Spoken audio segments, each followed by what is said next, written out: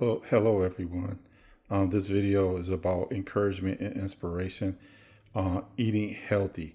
And I would say, let's make America healthier. So, what I do is I buy these vegetables and I chop them up in a food processor and I put them in a big bag for storage. So sometimes when I want to cook eggs in the morning, I'll cook some like breakfast sausage, or I'll make this corned beef hash or soup or hamburger helper or ground potatoes, and I'll just add some in there because I think I'm in the same position a lot of people are in.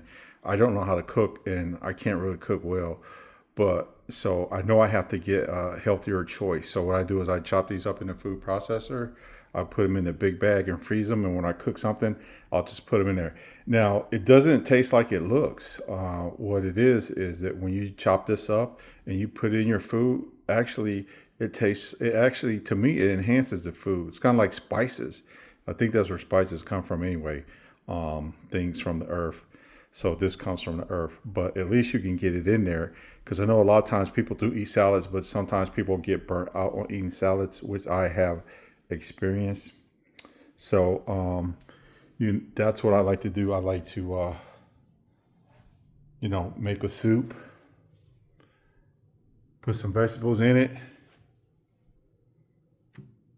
and I'll use one of these spoons for like soups or chilies. This is the hug spoon, the ergonomic hug spoon.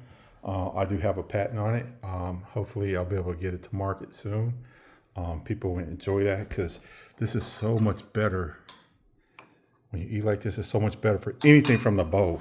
Because when you look at the conventional spoon,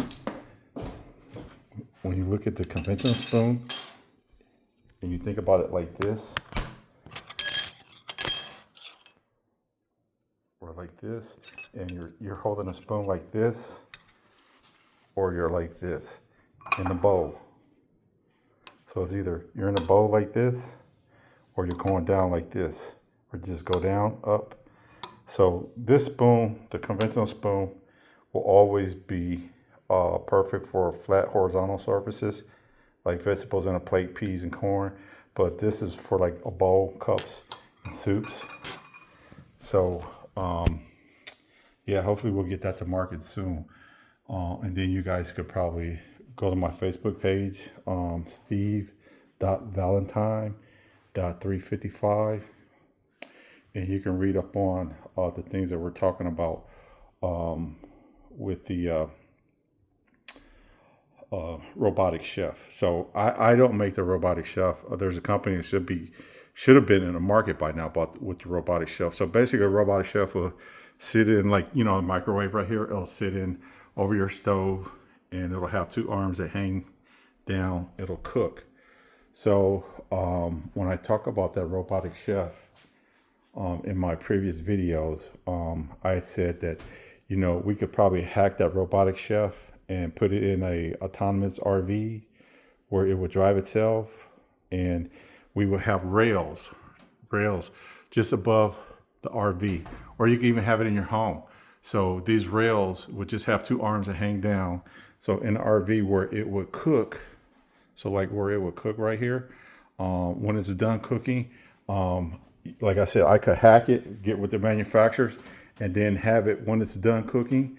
It can move, the hands on the rail can move to another station where it could be a seamstress and tailor station. And then it can move from there to be a barber and salon station, and then move to another station and be a EMT, emergency medical tech. So even with that, and I would name that RV Eden. So Eden, you can just basically think one day you're going to take a trip. You tell your robotic chef what you want. You're going on a trip, and you find out there's going to be a wedding, and you're like, I don't have a tuxedo or dress. It can make a tuxedo or dress for you, or actually it'll change the whole fashion industry. You'll be able to make any designer clothes you want the way you want them on the day you want them.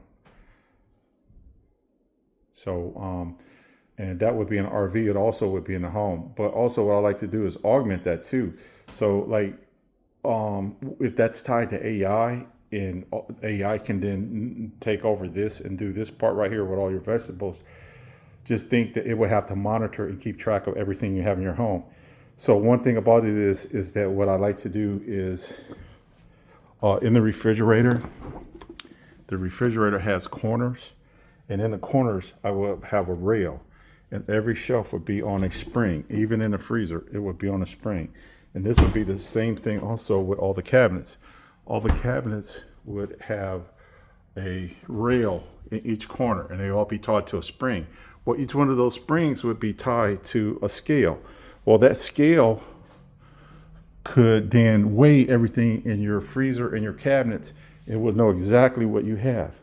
Just even right here in your pantry, you have every shelf in each corner. It will be sitting on a spring, and it'll have a scale.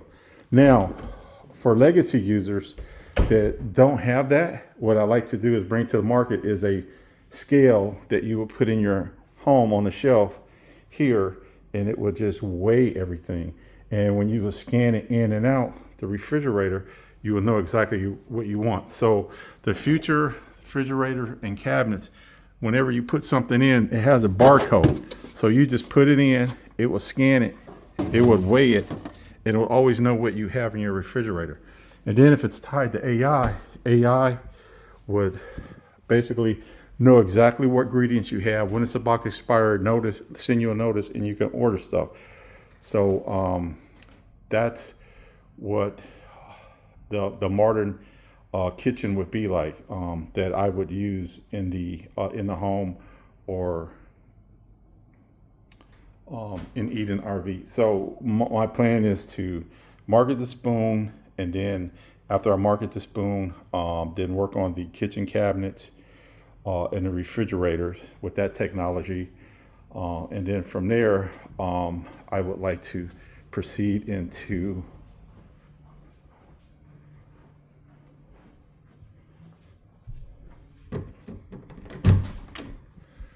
production of the tandem car. So I don't know if anybody remembers what I was talking about with the tandem car and why America needs a tandem car. Is because what happened is, if we look at, like I talked about before in a previous video, we have all of the American cars, but they've been great, but they've been totally inefficient because 80% of the people that commute to work, there are single passenger drivers. So if we reduce the weight on cars, then we reduce the destruction on the road.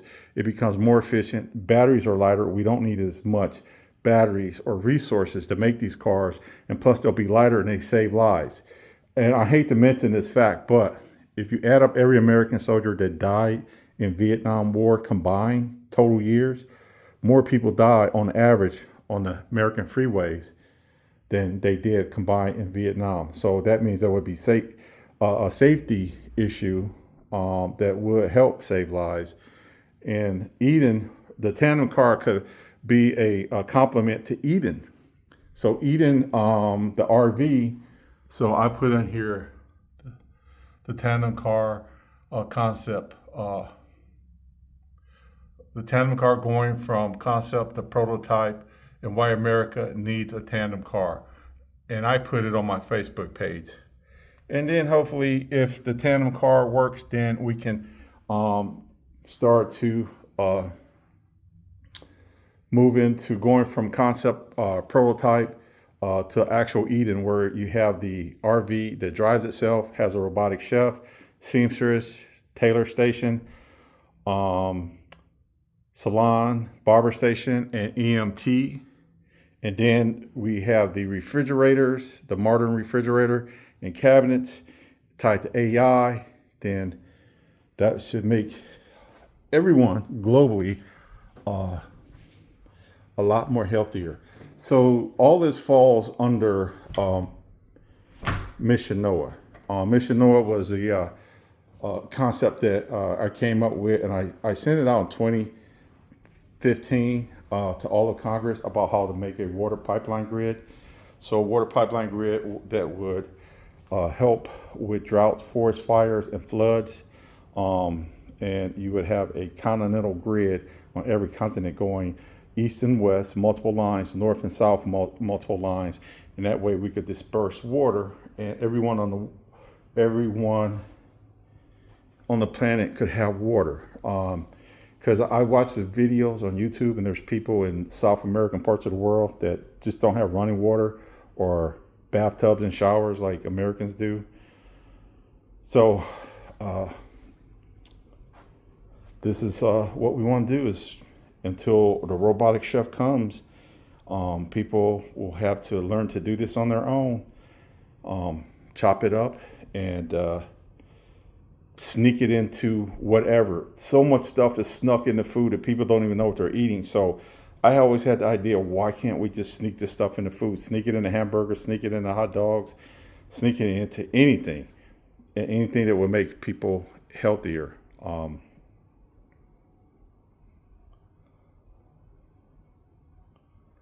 So that's all for now. Once I make something or cook something with this, I'm just gonna make a smoothie now, but normally I'll probably cook something in a few days and make something with it.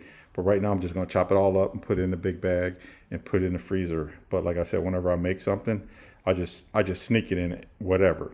And it actually enhances the flavor. It actually tastes good. You can't even taste the vegetables. Okay, thank you. Have a great day. Bye-bye.